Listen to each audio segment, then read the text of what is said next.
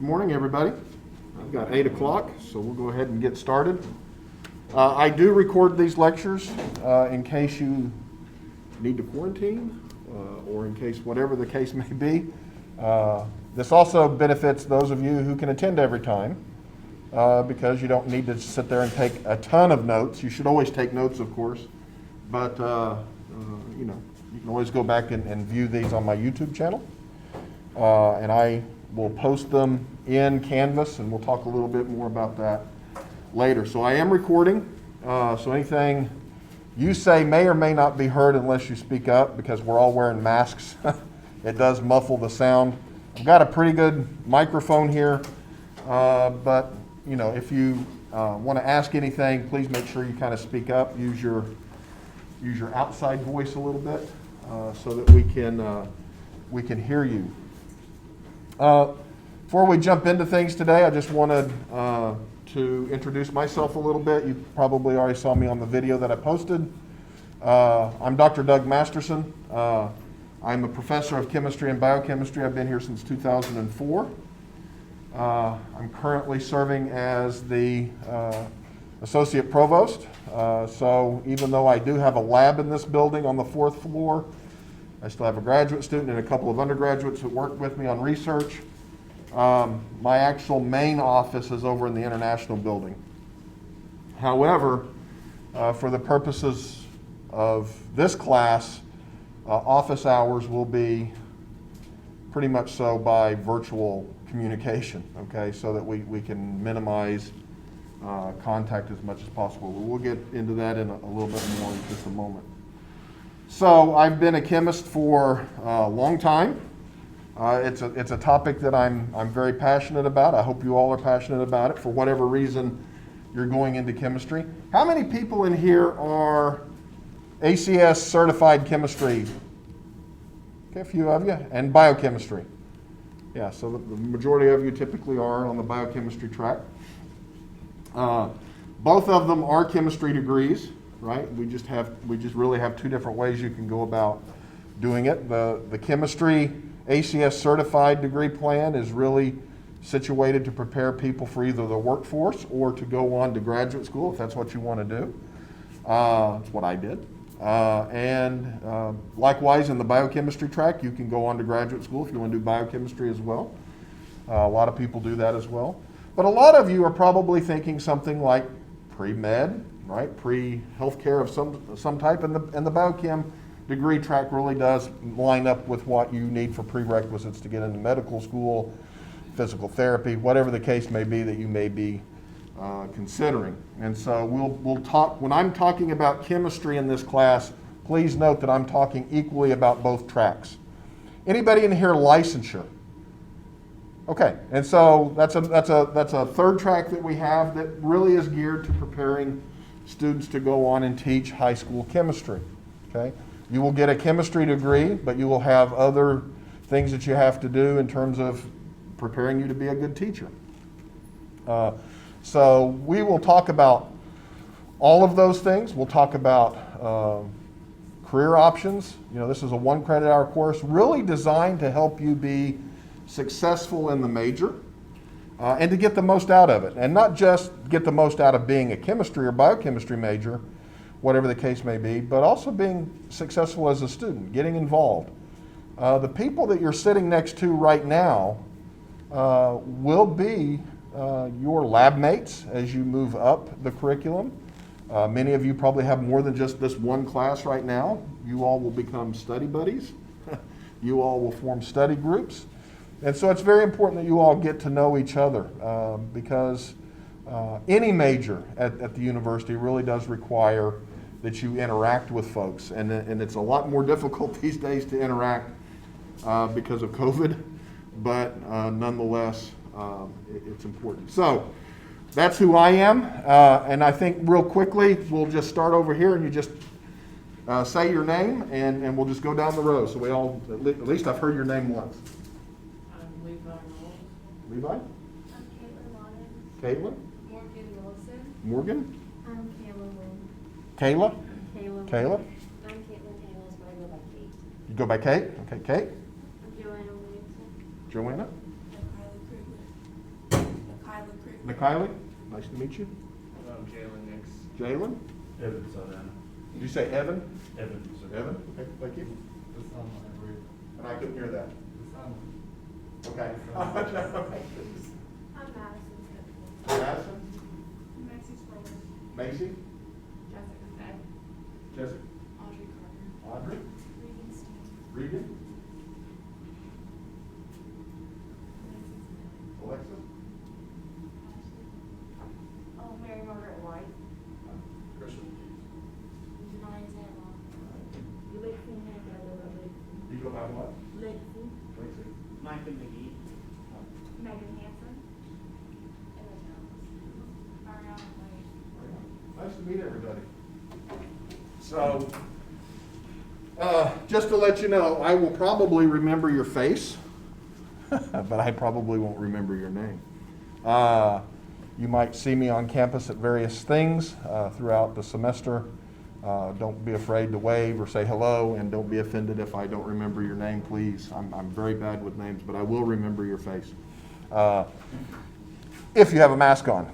If you don't, I probably won't. It's amazing what the mask can cover up. So let's jump in. And like I said, we're going to meet once a week. One of the things that you all need to pay attention to pretty much so every day is the pandemic. We all know that we're in a kind of a situation. I'd hoped last year that we wouldn't be where we are today, but we are. And as you all know, on the USM webpage, you can find the information that's going to pop up. After a while, if you're not already, you will be annoyed with that pop-up. But this is the most effective way for the university to communicate with you.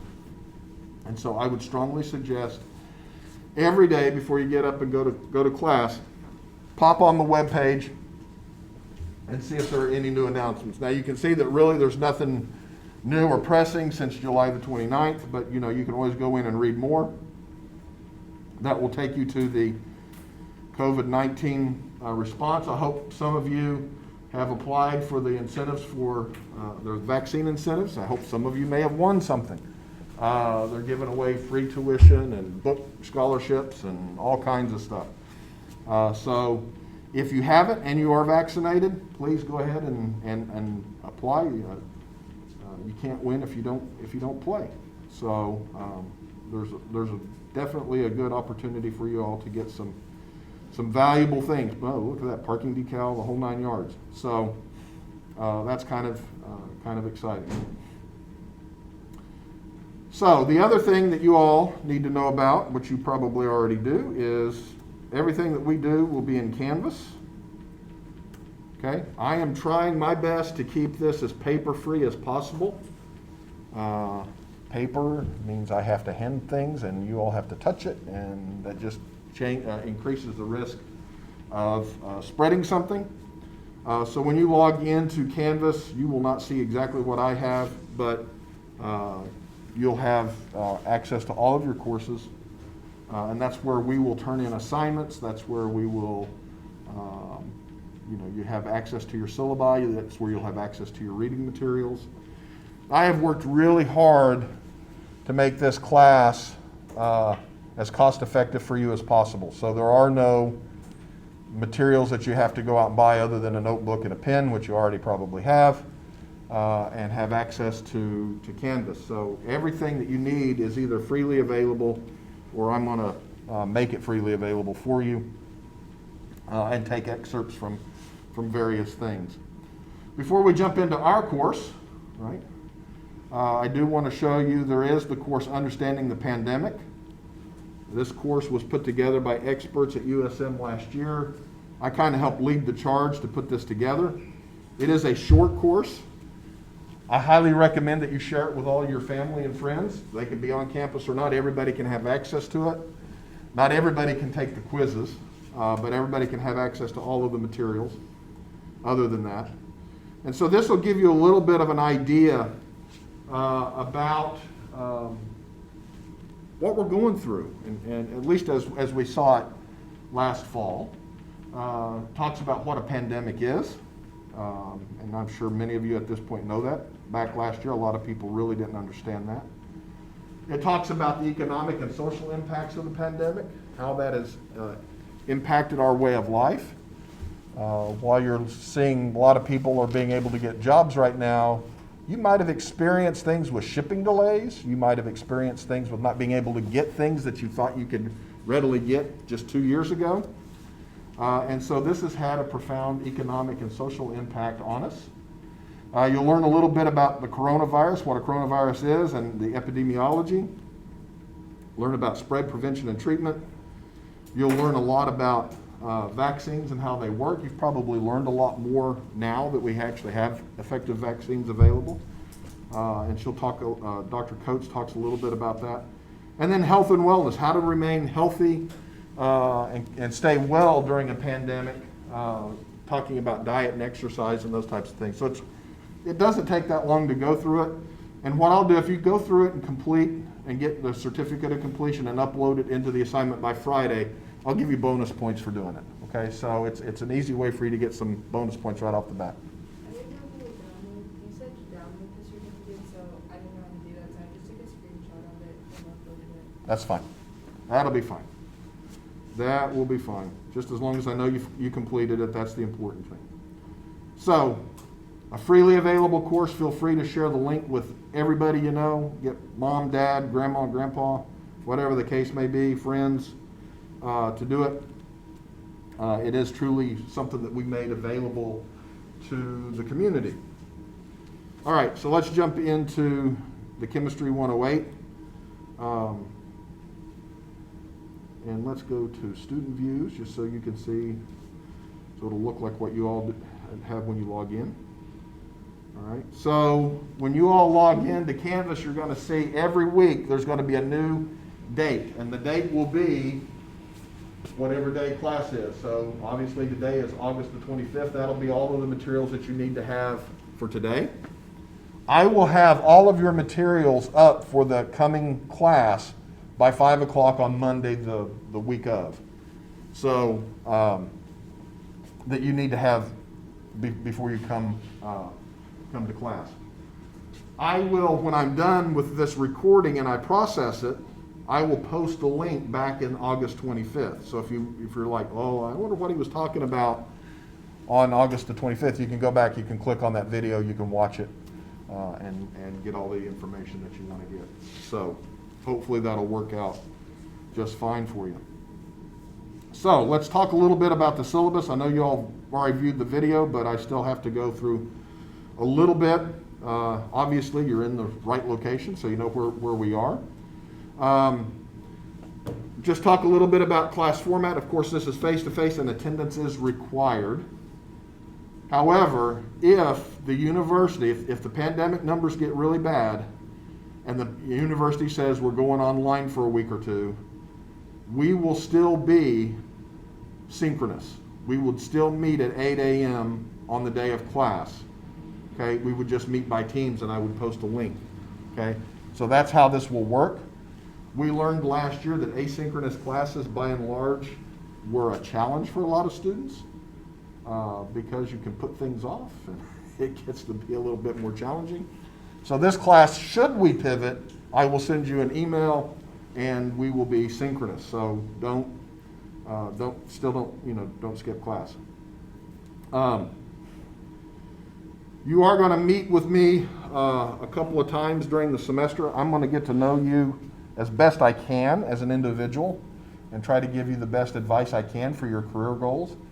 The nice thing about chemistry and biochemistry is you can do traditional career tracks, you can do professional school tracks, and you can do non-traditional career tracks. And I know people that have done all of them. We will have, throughout the semester, we will have videos that you will watch from former Golden Eagles and current Golden Eagles that are upperclassmen, talking to you about their experiences of being a chemistry or biochemistry major.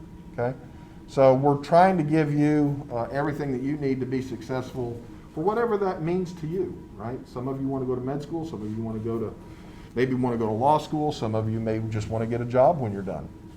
All of those things are at your disposal with a chemistry degree. Okay, and so we'll talk about careers and those types of things as we continue throughout the semester.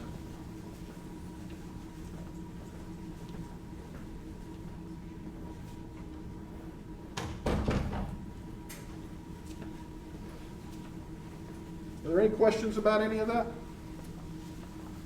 No? Okay. So there's my contact information.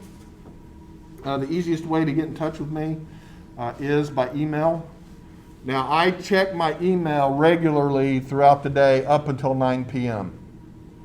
If you email me at 11 p.m., that's fine, but don't expect a response until the next day, okay? So usually at 9 p.m. is when I shut off anything work-related. So just know that. Office, I told you where my office is, but all office hours will be in Teams. And if you need to meet with me outside of our normal one-on-ones that we will schedule, send me an email, give me a phone call, I'll send you a Teams link, and we'll do that. And I'm making Wednesdays from 3 to 5, so today from 3 to 5, I try to keep my schedule flexible. So if I get an email from you, I'll respond, we'll get a Teams link going, and we can have a meeting if you need one, okay? So always, and any time by appointment. So if Wednesdays 3 to 5 you're in lab, and you need to meet with me, just send me an email, tell me when you're available, and we'll go from there. One of the things that you need to know, when you're working with your faculty and you're asking for a meeting, it's always a good idea to send them, these are some times that I'm available, right? And so that they can pick one that fits their schedule. It just cuts down on the email back and forth. Some professors use a scheduling software to where you can go in and pick times.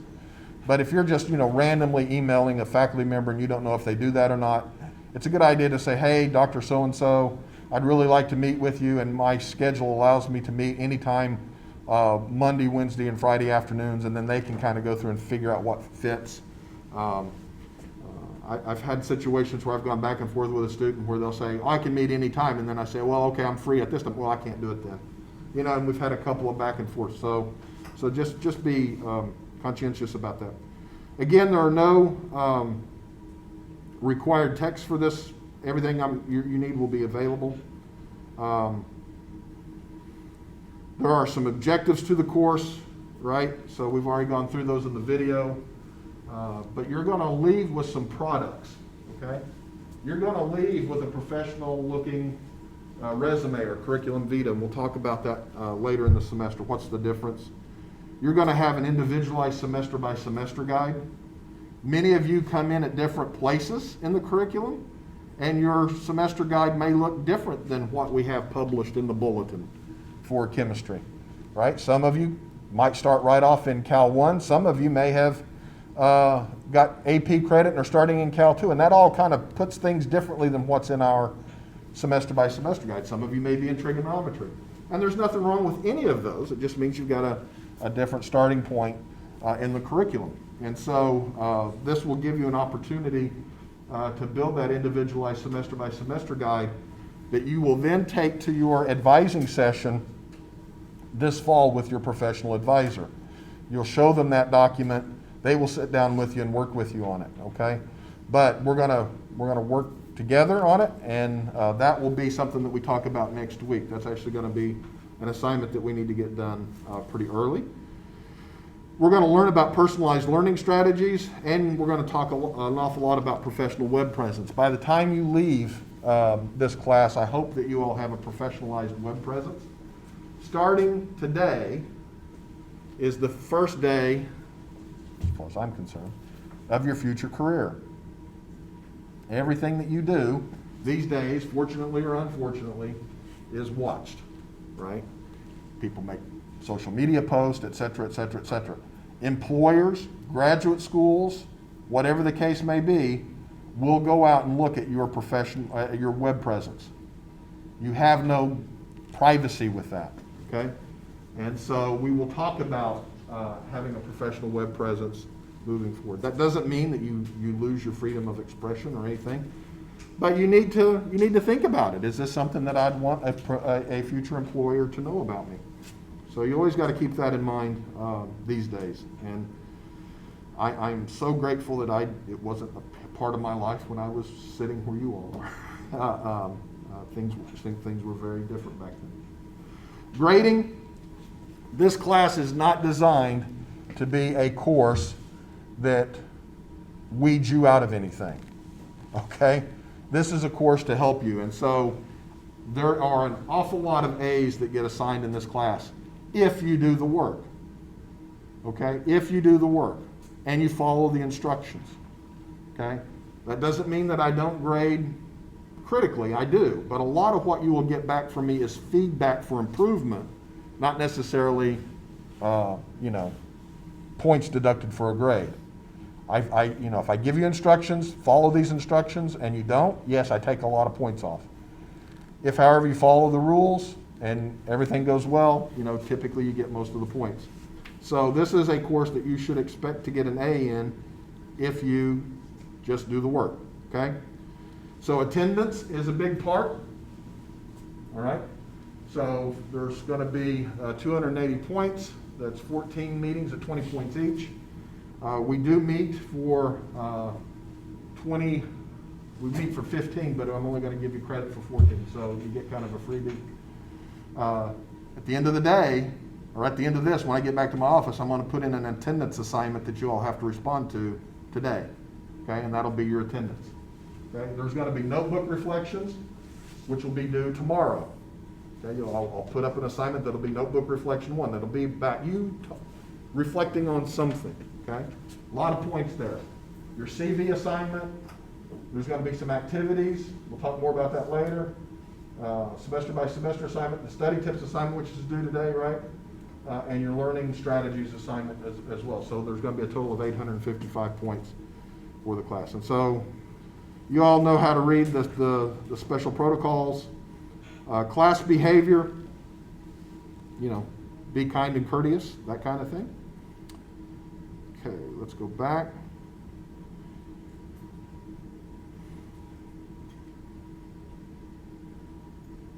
And let's talk briefly about the video that you all watched with former Golden Eagle Stephen Knowles.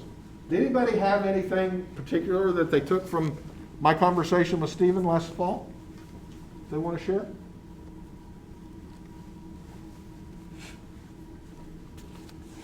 The reason I put it out there as the first one for you all to view is because when Stephen came to the university, he started off in a different major. He started off, I believe, as computer science, and he eventually switched his major to chemistry, biochemistry. Many of you may want to change your major. I hope you all stay with us.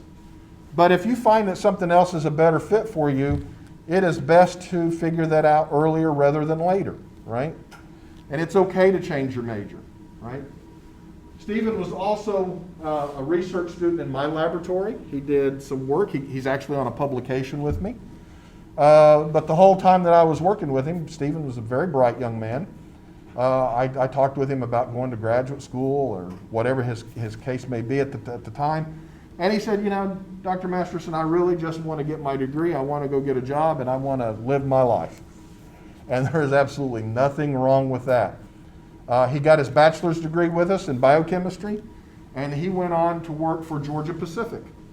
Worked down the road for a while at Georgia Pacific. He's now somewhere in Texas, still under that Koch Industries umbrella that Georgia Pacific is under. He's moving up, and he's doing quite well. And he's got a bachelor's degree in chemistry. He does a lot of laboratory type work for that industry, and has been quite successful. Success is what you want it to be, right? He wanted to get a job, and he didn't want to go to graduate school. He didn't want to go to medical school. It wasn't what he wanted to do. He wanted to get a job, and as he always said, and live his life. And so that's what he's doing. And so we consider that to be a very successful thing. We will have several of these throughout the semester. You're going to see ones where people just got a bachelor's degree and went on and did something like Stephen. You're going to see examples where people went on to graduate school.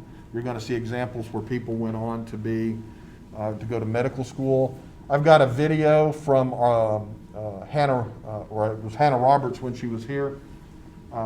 She was, I don't know if it's probably before your time, but she was Miss Southern Miss Mississippi, and went and competed, for Miss America, and ultimately went to medical school and is now a practicing physician. But she got her degree in biochemistry here, did research with Dr. Wallace upstairs, and her desire to be successful, she actually said when she started here that she wanted to be Miss Mississippi, and she achieved that. And she went on to do those things as well as go to medical school. So lots of opportunities for everybody with a degree in chemistry. Any questions? No?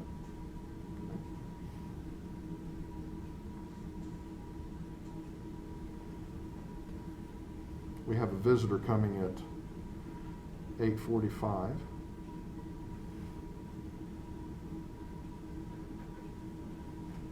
All right. You will also be getting from me from time to time, we'll look at a few chapters in this book. Will this be on the test? I found this book when I was on vacation, and it kind of intrigued me, so I bought a used copy of it.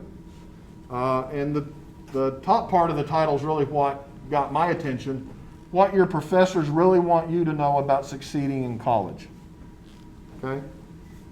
There are big differences between what you experienced in high school and what you're going to experience here at the university. And this first chapter of this book really talks about that, okay? And the chapter 1 is it's not all about you. When you're in high school, your teachers, it was all about you. That was their entire job, was to educate you. A professor's entire job is not to educate you. A portion of their job is to educate you. But professors have many other duties that they have to deliver for the state of Mississippi than just providing education. Now, having said that, there's another chapter that says, just kidding, it is all about you. And we'll cover that as well. So don't be offended by anything that I'm talking about, because you are central to what we are here at the university for sure. Okay? And so this chapter, right, really starts talking about how is college different from high school. When you think about going to high school, you got up, you went to school at 8 o'clock or whatever time it was, and your day was scheduled. Your breaks were scheduled, your lunchtime was scheduled, your classes were scheduled, right? And you had a regimen. And then at 3:45 or whenever it was, you left and you went home, and then you got up the next day and did it all over again. And then you may have had your extracurriculars and all of that. You had teachers that took attendance every day. You had, if you were absent, and you had counselors that may reach out to your parents to find out what was going on. Very little of that translates over into college. There's a big gap between day one of college and the last day of high school, and there's only about 3 months in between. But there's a huge gap, and that gap is a responsibility gap. You are completely and 100% responsible for your success, okay? And yes, we are here to help, and faculty will go out of their way and bend over backwards to help you, but you're going to have to seek a lot of that help, okay? And that's a big difference, okay? So that's what we talked about in that first section. You also need to know that you're at the University of Southern Mississippi. You're not at Mississippi College or whatever the case may be. There is a difference between a university and a college. A college, as an institution, okay, is really focused on four-year undergraduate teaching.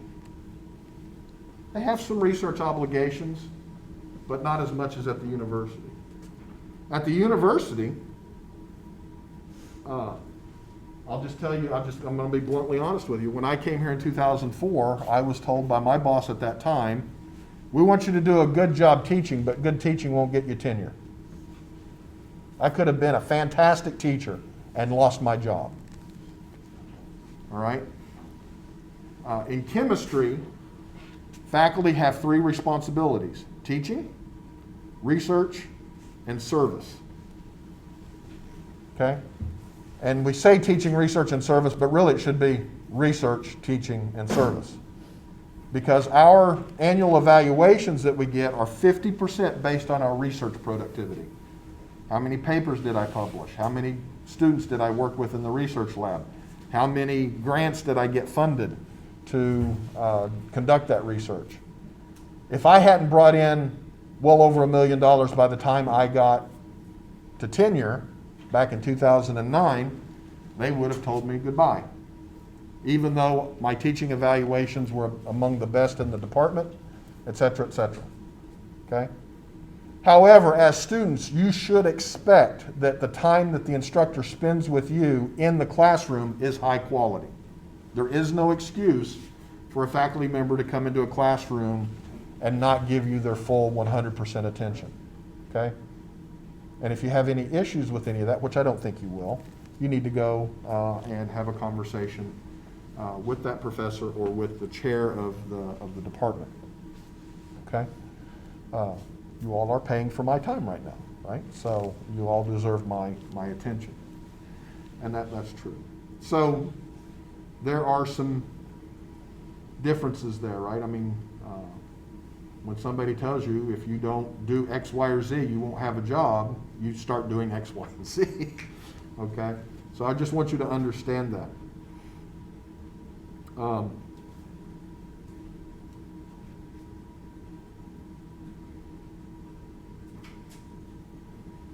So there are some differences between colleges and universities listed there, right? So typically a college is considered a four-year school. Now you all know we're structured in schools, right? Chemistry is in the School of Math and Natural Sciences.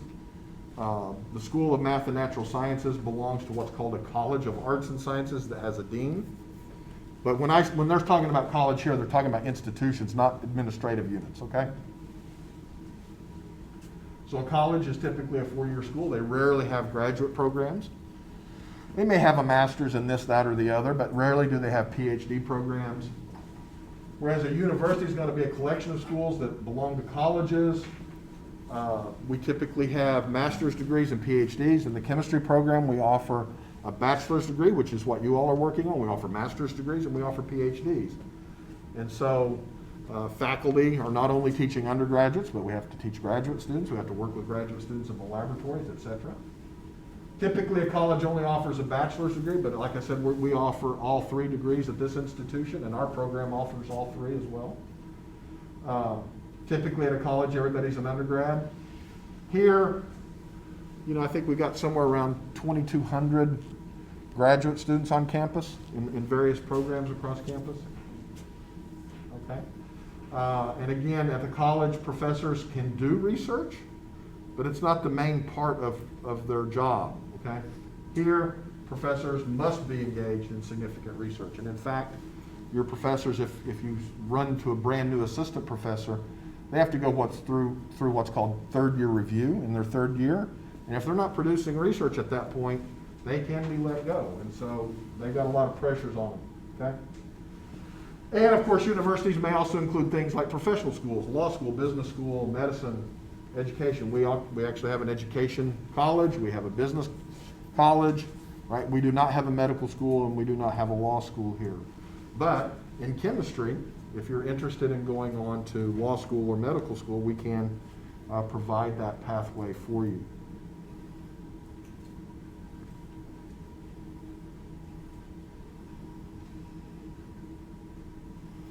So let's talk a little bit about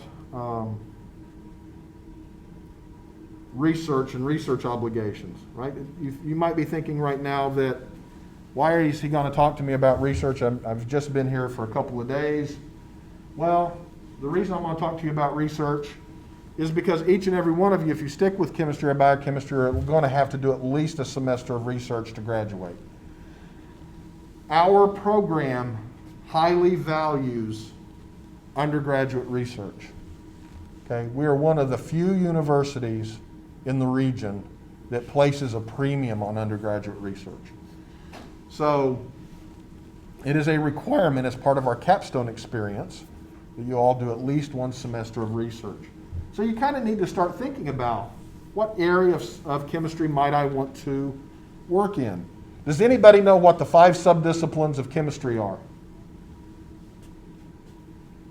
There's organic chemistry, there's physical chemistry, there's analytical chemistry, there's inorganic chemistry, and there's biochemistry. Those are considered the 5 subdisciplines of chemistry. I'm an organic chemist. Okay, you all will take a course called Organic Chemistry 1 and Organic Chemistry 2. Okay? Organic chemistry is the chemistry of carbon, which is the basis of life, and so it is related to biochemistry in a lot of aspects. It's where you're going to learn how a lot of reactions work. Okay? How you make molecules. It's a very fascinating field, but I'm biased. Okay? A lot of people who are interested in making things like plastics, who are interested in making medicines, building anything molecularly, you typically think about organic chemistry. Not exclusively, but typically. If you're interested in studying how things happen physically, you would be in the physical chemistry. If you're interested in, I wonder what pollutants are in the lake, you would be more inclined to be an analytical chemist. If you're more inclined to think about, I wonder how that happens in biology, you would be thinking, from a chemistry perspective, you'd be thinking about biochemistry. Okay? And then if you're thinking about, how do metals do what they do? What about the properties of metals? What about the properties of semiconductors? You might be thinking about inorganic chemistry, okay, the rest of the periodic table. Okay? And so you all are going to have at least one course in each of those 5 subdisciplines. Okay? It's a requirement that you have at least some background in all of those areas. And it's going to help you out tremendously to at least have some background in all of them.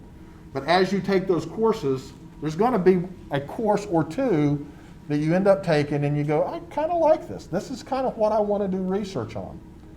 And in this class, we're going to let you see what the faculty do in terms of the research agendas early on so that you can start to get involved in research early. Okay? There are a lot of opportunities for you all to get involved in research for more than just one semester.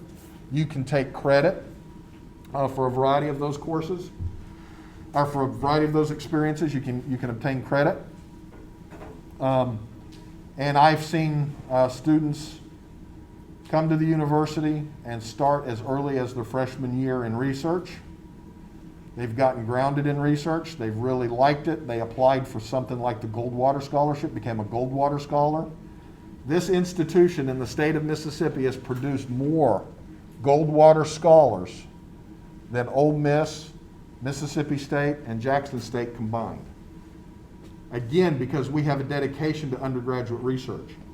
This institution also has the Center for Undergraduate Research, called the DuPont Center for Undergraduate Research, where if you're interested in a research project, you could affiliate with the center and you could write a proposal to get money to help pay for your research. Okay?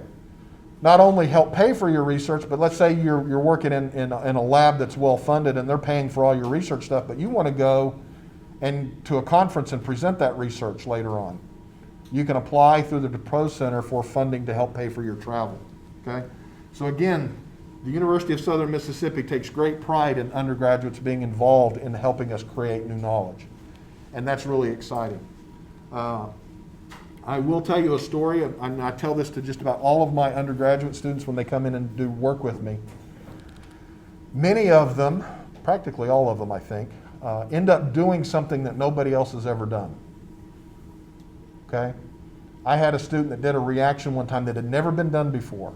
Actually, I've had several students do that. And it worked. And I looked at the student and I said, more people have walked on the moon than have done what you just did. And that's amazing. They just did something that nobody has ever reported doing before. And that can get a lot of people excited. If that gets you excited, if the thought of what I just said gets you excited, then research may be a great thing for you. Okay? You'll probably really enjoy being in the research lab. There are frustrations with being in the research lab. It's not like going over to your general chemistry lab where everything is spelled out for you, right? And you follow a recipe and it should work because it's worked for the last 25 years, right? And you might try things and it might fail, right? And then eventually you get it to work, and it's such an exciting moment when you finally get something that should have worked to work and all of your predictions came true, okay? So all of that's kind of some exciting things, and you're gonna hear from faculty members throughout the semester by video of the things that they like to work on. And so I'm going to highly encourage you all to think about going and talking to some faculty about getting involved in the research projects early on, like I said. The cool thing about doing research in chemistry is that all of our faculty upstairs are funded, meaning that if you want to do research in their lab, you don't have to worry about paying for anything. They will provide you the materials that you need to do research. That is not true across campus. There are many, many fields that don't have the opportunities to get the research funding that we do. And so if you went to a different department, for example, and said, I want to do research, you may have to struggle to find the resources to actually conduct that research. Not so much in chemistry. You may have to write a proposal to get money to go to a conference or something, but that's okay. And so this idea of external funding is big business for us here at the university, and we're always trying to compete for more of it, and we're always trying to get students involved in that. The federal government pays for a lot of our research, and they always want to know how many students, especially undergraduates, are involved. The other cool thing about doing research, many of my students that do research with me end up with a publication. They are an author on a peer-reviewed publication that's in a journal, and having that in hand is so valuable to you when you decide to move on in life. When you get ready to apply to medical school, you can talk about that in your essay. And that will separate you from the vast majority of other students. Most students will not leave with a publication as an undergraduate, okay? When you get ready to go to graduate school, if that's what your goal is, you'll be a lot more competitive for the places you want to get into because you can say, hey, as an undergraduate, while I was doing all this work, I also did this and got a publication, okay? Publications are like gold. They really are. They can carry you a long way. And so you all are probably aware that medical school, professional schools are highly competitive. There are more people that are qualified to be doctors than there are slots in medical schools. And so you always want to have something that's going to help you stand out. And a publication is one way to do that. And so I can tell you for sure I've had several students that left with publications with me. One of them, Daniel Hinton, who I hope to get interviewed for you all to listen to. He was a student that worked in my research lab for many, many semesters, got a publication. He got accepted to, I think, 14 graduate schools, everything from Johns Hopkins to Berkeley. Ultimately went to University of Wisconsin-Madison. Got an NSF fellowship, got a fellowship to study for 6 months in Tokyo, and is now employed. I forget the name of the company, but it's at a startup company. He wanted to do that. He wanted to do a startup that's making some type of special sensor. It's kind of the upcoming technology. And it all started with him from Petal, Mississippi, coming to the University of Southern Mississippi, doing research in a laboratory, just happened to be mine, and went on and did, it was very successful. Yes? I graduated with Daniel. Oh, you know Daniel? Yeah, okay, cool. Yeah, so he's been very successful. We're very proud of Daniel. We're very proud of all of our students, of course. But you'll hear me focus an awful lot on the students that I worked with because I know them personally, okay? But there are students in the biochemistry labs, the physical chemistry labs, the analytical chemistry labs that have had just as much, if not more, success than what I'm describing here. So, very, very important stuff. So we've got a guest that is supposed to show up here at about 8:45 to talk to you about the ACS student affiliates. I'm just going to go ahead and throw up the flyer, and I put this in this morning because she sent it to me this morning. Okay. But there's a flyer on getting involved with the ACS student affiliates. There's a QR code that you can scan to get more information. Hopefully she'll show up here in just a minute to tell us some more. But I highly encourage you all to get involved with things on campus because everything that you all... Hey, come on in, Miss Mary. Hey, how are you? Doing good. So I just told them all that you all were going to come and talk to them about the ACS student affiliates. So I will turn it over to, you're the president this year, right? Yes. So this is Rosemary Pinnell. I'm sorry, I don't remember your name. Trey. I think it's. So these are students from the ACS student affiliates. Rosemary was in your seat where you are 2 years ago now, I guess, and is actively involved in research. We were just talking about getting involved in research. So, Rosemary, if you want to, you can take 10-15 minutes and talk to them about the ACS student affiliates and answer any questions that they may have. Sure thing. If you'll stand right over there so we can capture you on the audio. Okay. Hi, my name is Rosemary. Like Dr. Masterson said, I was in y'all's seat like a couple of years ago. First off, does anybody in here know what ACS is? Just raise your hand if you know generally. It's okay if you don't. 2 years ago, I had no clue what it was until somebody came and talked to me about it. So ACS is American Chemical Society. It's actually like a national, it's a national scale thing. They will be responsible for writing all of your final exams for everything from Gen Chem to O-Chem to Analytical to P-Chem and all of the classes you have to take up into the future. They also have publication journals. They hold conferences. Realistically, it's kind of like a networking system for American chemists. So it's going to be, especially if you plan on going to graduate school, it's going to be very vital that you know what ACS is and how to get involved with them in some capacity. But what we do as student affiliates is we kind of do things in the name of ACS. So we do things here, like we do student outreach. We kind of help our own chemistry majors navigate the chemistry program and network with older chemistry majors. So if you were to come to an ACS meeting, you would meet chemistry majors from all walks of the system, people who are about to graduate, people who are maybe a little further from that, maybe just a year or two ahead of you. And it's kind of just to kind of like help students adjust to the program, get to know people, maybe get to know professors and get into research. So it's a really good opportunity for really anybody just to get to know the program, generally speaking, especially from a student point of view. We also do, I can scroll up on this poster for you guys. So we do a lot of speakers as well, so we'll have people come to our meetings and talk to you guys about graduate school. We can also have people come and talk about the MCAT, med school. I know probably, how many of you are planning on going to med school? Just raise your hand. Yeah, so you'll also be able to have opportunities to talk to people who want to maybe pursue other chemistry-related fields.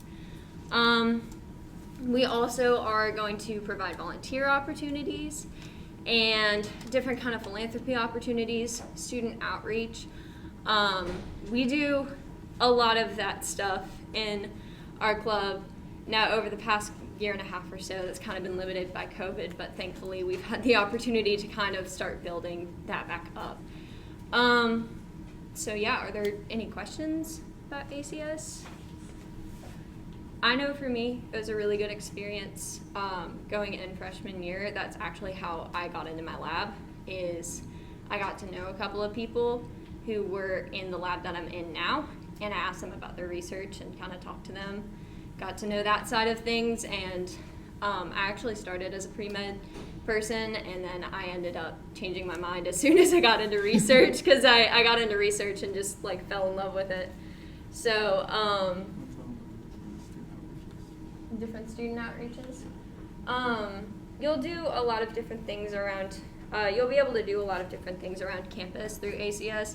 So you'll go to things like involvement fairs, talk to other chemistry majors, and maybe even some like, I know that we do let in people who are maybe biology majors or polymer science, yeah.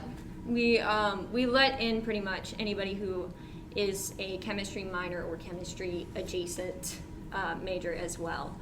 So a lot of our student outreach involves us going to involvement fairs or talking to local high schools about Black and Gold STEM. Days. Huh? My freshman year, I helped out with ACS doing the Black and Gold Day, talking about the chemistry department to future USM students. We can talk to future USM students. A big thing that we're trying to start up also is getting like young students involved and excited about STEM fields. So talking to high schools and even some elementary schools, doing demonstrations, whether that's over Zoom or video or whether that's in person. So doing things like that, I mean, it's all about getting people excited for STEM fields and like getting them interested in what they're doing. So, yeah. We're still gonna host those sometimes those study sessions for like the Gen Chem exams.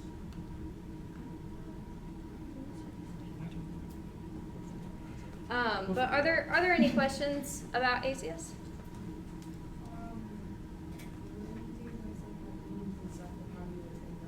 So we have meetings. We're planning on having them pretty much the first week of every month. We are working on getting that scheduled, but it's either going to be like the end of next week or the beginning of the following week after that. Is it exclusive for American nationals or international? No, it is not. If you are a student at USM, you can join, and I believe anybody can join the American Chemical Society, like the national one, as so well. It's called the American Chemical Society. It's one of the oldest scientific societies in the United States, but it truly is an international organization at this point in time. Mhm. And there are members from all walks of the globe.